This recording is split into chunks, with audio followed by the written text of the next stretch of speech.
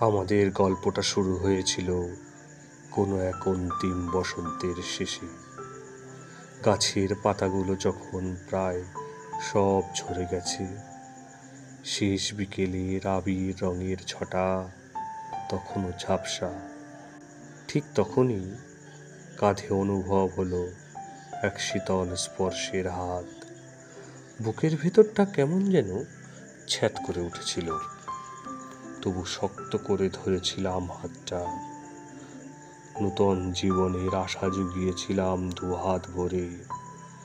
তারপর একটু একটু করে কেটে গেল রাত, সকাল হলো। গাছে গাছে নূতন কচি পাতা ধরেছে সবই।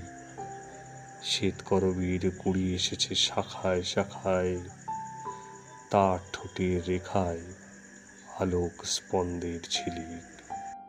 বাহার করে খোপা বেঁধে বলেছিল, দেবে খোপায় শ্বেতকরবীর মালা জড়িয়ে।